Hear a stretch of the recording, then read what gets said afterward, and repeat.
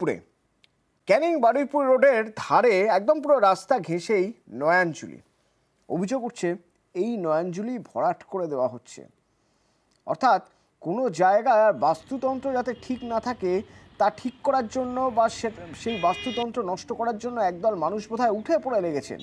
নয়াঞ্জলিও ভরাট হয়ে যাচ্ছে বারুইপুরে, কিন্তু যারা ভরাট করছেন তারা কিন্তু ভরাট করার কথা স্বীকার করছেন না। তারা বলছেন সামান্য একটা জায়গা মাটি ফেলে তৈরি করা হয়েছে গাড়ি যাবে বলে, কারণ নয়াঞ্জলির ওপাশে বাড়ি তৈরি হচ্ছে।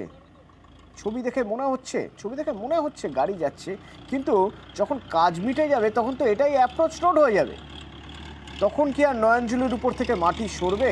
শুনুন কি বলছেন তারা। প্ল্যান মাফিক এবং নিয়ম মেনে কাজ হচ্ছে।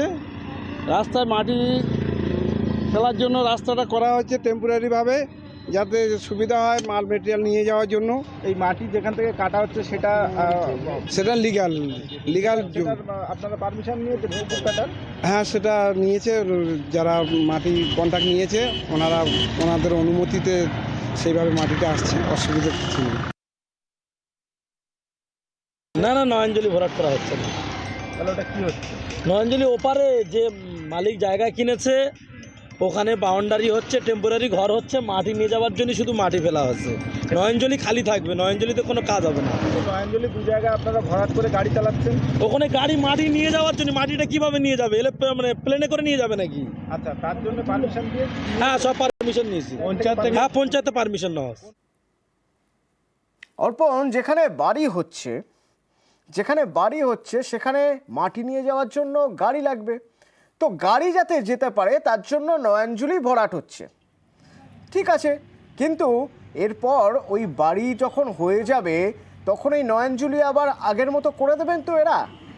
তখনও কিন্তু করবেন না, কারণ ওই বাড়িতে পৌঁছতে গেলে গাড়ি লাগবে, গাড়ি যাবে কোথা দিয়ে? তখন এই নয়াঞ্জলির উপরে মাটি ভরাট করে যে জায়গা দিয়ে এখন গাড়ি যাচ্ছে, ঠিক এটাই পার্মানেন্ট রাস্তা হয়ে যাবে, তাই তো? একদমই। দেখো, যতগুলো প্রজেক্ট হয়েছে বা যেখানে এই নয়াঞ্জলি ভরাট হয়েছে দ্বিতীয়বার, সেই নয়াঞ্জলি থেকে মাটি তোলার কাজ কার্যত যারা মালিক পক্ষ তারা করেন না। তবে এক্ষেত্রে তারা বলছেন তারা গ্রাম পঞ্চায়েতকে জানিয়ে এই অ্যাপ্রোচ রোড বানিয়েছেন গাড়ি যাওয়ার জন্য। কিন্তু আমরা যখন রামনগর 2 গ্রাম পঞ্চায়েতের প্রধানের সঙ্গে কথা বলি, তিনি পরিষ্কার জানালেন যে এই নয়াঞ্জলি ভরাট করে গাড়ি নিয়ে যাওয়ার বিষয়ে তিনি কিছু জানেন না। অর্থাৎ এদের যে বক্তব্য, যারা এই কাজ করছেন তাদের যা বক্তব্য এবং প্রধানের বক্তব্য কিন্তু আকাশ পাতাল ফারাক রয়েছেন। এবং তিনি জানাচ্ছেন যদি নয়াঞ্জলি ভরাট করা হয়, যদি রাস্তা তৈরি করা হয়, তিনি আর্থ রিমুভার নিয়ে গিয়ে সেই মাটি তুলে ফেলবেন। কিন্তু কবে? এই কাজ চলছে প্রায় সপ্তাহের ওপরে, 1 সপ্তাহেরও বেশি সময় ধরে এই নয়াঞ্জলি ভরাটের কাজে একটা দীর্ঘ সময় গিয়েছে এবং তারপরে এই রাস্তার উপর দিয়ে প্রকাশ্যে মাটি যাচ্ছে।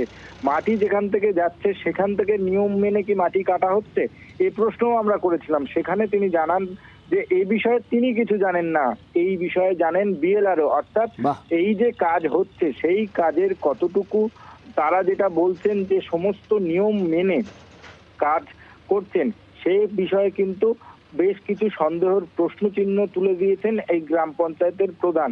তিনি অবশ্য আশ্বাস দিয়েছেন এই মাটি তিনি যদি খবর পাওয়ার পর তিনি পরিদর্শনে যাবেন এবং সেখানে গিয়ে যদি দেখেন যে সত্যিই নয়াঞ্জলি ভরাট হয়েছে তাহলে তিনি সেই মাটি তুলে দেবেন। অর্থাৎ অতনু, এখানে পরিষ্কার যে গ্রাম পঞ্চায়েতকে অন্ধকারে রেখেই এই নয়াঞ্জলি ভরাট করা হয়েছে এবং এই নয়াঞ্জলি ভরাট করে শুধু রাস্তা তৈরি করা হয়নি, তার পাশেও নয়াঞ্জলির অর্ধেকটা সেখানেও মাটি ফেলে সেখানে ভরাট করা হয়েছে এবং তারা স্বীকার করছেন যে তারা নয়াঞ্জলির অর্ধেকটা বুঝিয়েছেন এবং সেখানে এই রাস্তার উপরে না এই যে নির্মাণ সামগ্রী রাখতে হয় সেই কারণে তাদের ইচ্ছা মতো বেশ কিছুটা অংশ তারা ভরাট করেছেন, সেখানে নির্মাণ সামগ্রী রাখা হবে। অতনু, ধন্যবাদ।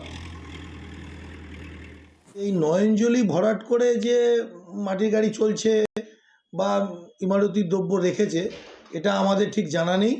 যদি এরকম ঘটনা ঘটে থাকে তাহলে আমরা আপনাদেরকে ডাকবো, থেকে আমরা দায়িত্ব নিয়ে সেই নয়াঞ্জলি পরিষ্কার করে দেবো জেসিবি দিয়ে মাটি কাটিয়ে।